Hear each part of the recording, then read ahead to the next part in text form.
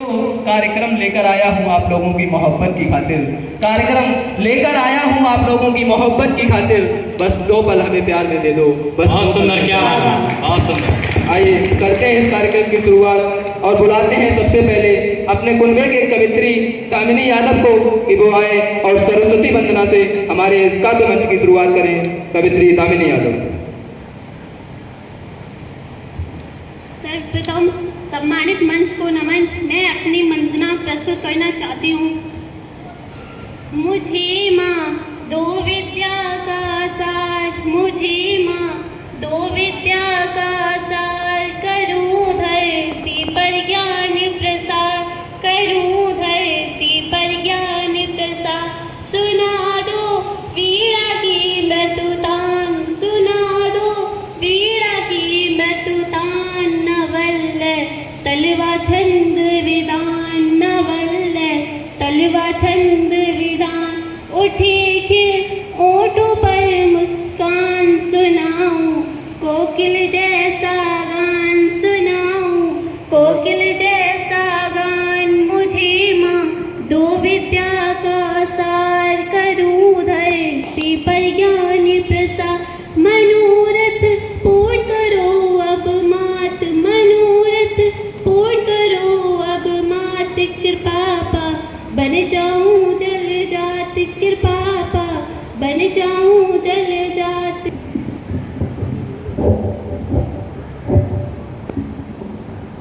धन्यवाद दामिनी बाजी। इसी के साथ मैं करता हूँ इस कार्यक्रम को आगे की ओर बढ़ाते हुए बुलाना चाहूँगा मंच पर एक वीर रस के कवि आर्यन सिंह को। बता देना चाहूँगा कि क्यों चीखते क्यों चिल्लाते हैं ये वीर रस के कवि। इनके ऊपर एक प्रकार भार होता है जिसे वे संभालते हैं। मुझे अपने देश के राष्ट्रीय कवि दादा कुंवर वैचैन साहब की कुछ पंक्तियाँ याद आती हैं। वो कहते हैं थे कि अपनी उलझन में ही अपनी मुश्किलों के हल मिले, अपनी उलझन में ही अपनी मुश्किलों के हल मिले। टेढ़ी मेढ़ी साख पर जैसे रसीले फल मिले, और उसके खारेपन में कोई कशिश होगी जरूर, उसके खारेपन में कोई कशिश होगी जरूर। वरना क्यों सागर से जाकर ऐसे गंगा जल मिले, बहुत सुंदर, क्या बात है। जाकर ऐसे गंगा जल मिले। बुलाता हूँ कवि आर्यन सिंह को कि वो आए और अपना काव्य पाठ करें। एवं सम्मानित मंच को मेरा नमन। प्रस्तुत कर्तव्य मैंने गांधी जी की महानता पर प्रकाश डालने का प्रयास किया है।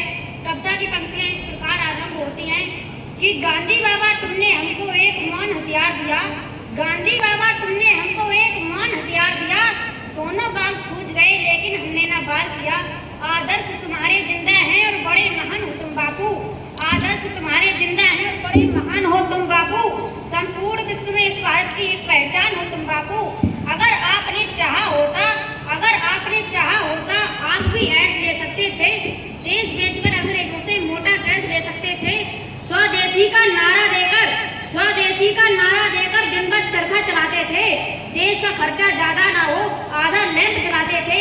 आधी आजादी का बापू, आधी आजादी का बापू तुमको ही हकदार कहूंगा, और कोई विरोधी तेरा होगा मैं उसको गद्दार कहूंगा। बहुत सुंदर, क्या बात है। लेकिन देश के बंटवारे पर, लेकिन देश के बंटवारे पर बापू गुस्सा तन जाता है। गुस्से के बदले किसी गौडसे का मंदिर बन जाता है।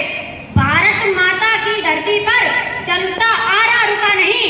सन 1947 का बापू तुमसे बंटवारा रुका नहीं।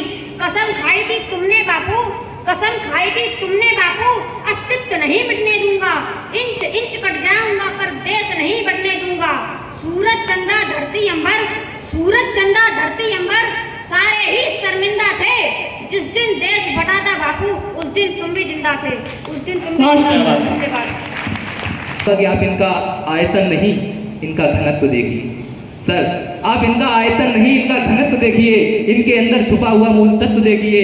वे मूल्यवान नहीं होते जिनकी काया लंबी चौड़ी दिखती है, कद्दू सस्ता इलायची महंगी दिखती है। बहुत सुंदर, क्या बात है। इसी क्रम में मैं आमंत्रित करूंगा कवित्री प्रतिज्ञा गंगवार को कि वो आए और अपना काव्य पाठ करें। कवित्री प्रतिज्ञा गंगवार। धन्यवाद संचालक महोदय। सम्मानित मंच को नमन। मेरी कविता का नाम है पापा। मैं अपनी कविता प्रस्तुत करने जा रही हूँ। जिंदगी में पहली बार आपने कभी झूठ बोला होगा, जिंदगी में पहली बार आपने कभी झूठ बोला होगा। 2 दिन बाद वापस आऊंगा ऐसा वादा किया था आपने, तेरी सारी खुशियां लौटा दूंगा ऐसा भी वादा किया था आपने। पापा मैंने आपको 2 पैरों पर भेजा था पापा, मैंने आपको 2 पैरों पर भेजा था, फिर ये 4 कंधों पर क्यों आए? एक ऐसा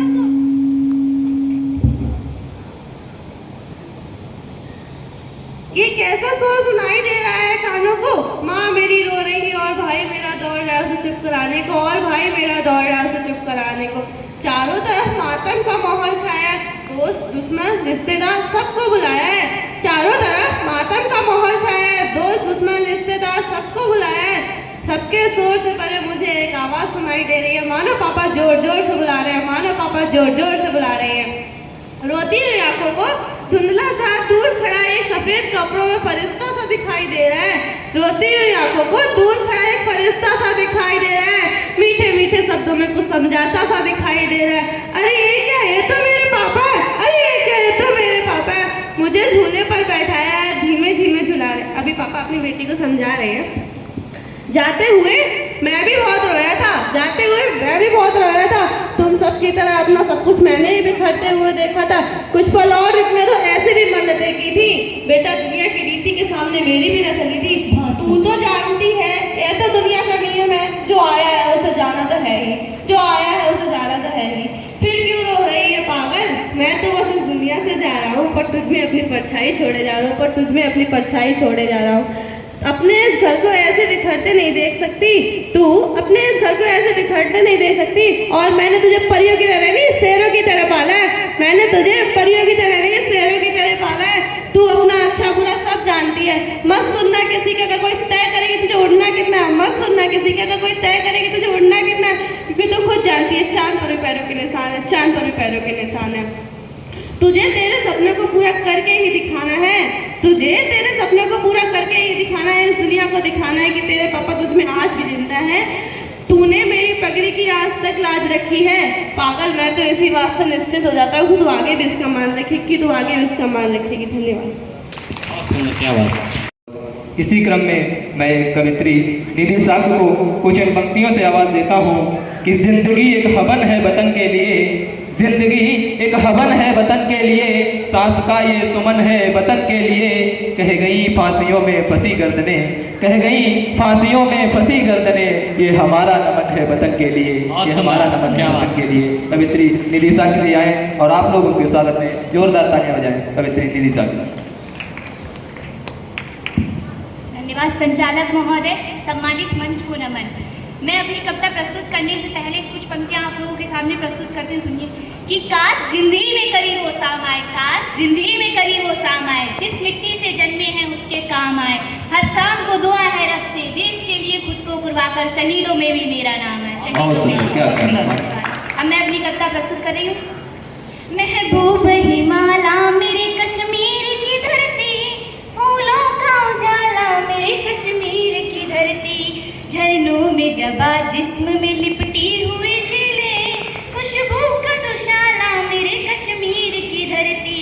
मिट जाएगा जो इसको कभी अपना कहेगा, मिट जाएगा जो इसको कभी अपना कहेगा। कश्मीर हमारा है, हमारा ही रहेगा, कश्मीर हमारा है, हमारा ही रहेगा। अगली पंक्तियों में आप सभी का ध्यान चाहूंगी। स्वागत है। कि सर की गलीचे में टहलता हुआ पवन, गलियों का मन महसूसती भौरों की राम धुन है। चीड़ देवदार सनोबर सरों के ब्रज लगते हैं जैसे शीश हसीनों के बदन में। दुश्मन का लहू अब की कराची में बहेगा, दुश्मन का लहू अब की कराची में बहेगा। कश्मीर हमारा है, हमारा ही रहेगा, कश्मीर हमारा है, हमारा ही रहेगा। अगली पंक्तियों में आप सभी का आशीर्वाद चाहूंगी। ईमान जिंदा है मेरे हिंदुस्तान में, पहचान जिंदा है मेरे हिंदुस्तान में। अकबर जफर हमीद और अशफाक से पूछो, अकबर जफर हमीद और अशफाक से पूछो। इस्लाम जिंदा है मेरे हिंदुस्तान में, इस्लाम जिंदा है मेरे हिंदुस्तान में। इस्लाम बंद खुद कई टुकड़ों में बटेगा, इस्लाम बंद खुद कई टुकड़ों में बटेगा। कश्मीर हमारा है, हमारा ही रहेगा, कश्मीर हमारा है, हमारा ही रहेगा। अंतिम पंक्तियां ध्यान दीजिए। एटम है तेरे पास तू कितना भी चीख ले, एटम है तेरे पास तू कितना भी चीख ले, एटम को चलाने का सलीका तू सीख ले। मिल जाते हैं अस्त्र शस्त्र, मिल जाते हैं अस्त्र शस्त्र, मगर हौसला नहीं, लड़ने से पहले हमसे तू खेल सीख ले। लगता तेरा एटम तेरे घर में ही फटेगा, लगता तेरा एटम तेरे घर में ही फटेगा। कश्मीर हमारा है, हमारा ही रहेगा, कश्मीर हमारा है, हमारा ही रहेगा। धन्यवाद। तिज तक सौर चमकेगा, स्वयं दिनमान बदलेगा। उतारो भारती की आरती, सम्मान बदलेगा।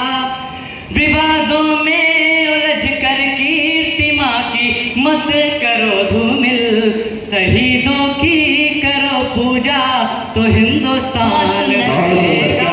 शहीदों की करो पूजा तो हिंदुस्तान बदलेगा। हमारे देश में हिंदू, मुस्लिम, सिख और ईसाई अनेक धर्मों के लोग रहते हैं, लेकिन वास्तव में ये देश किसका है? इस बात पर 4 पंक्तियां प्रस्तुत करता हूँ, सुनिएगा। कि पृथक हर धर्म होता है, पृथक परिवेश होता है, पृथकता में रहे मिलजुल के यह उद्देश्य होता है। जहाँ रहते हो हिंदू और मुस्लिम, सिख ईसाई, जो समझे देश को अपना उसी का देश होता है।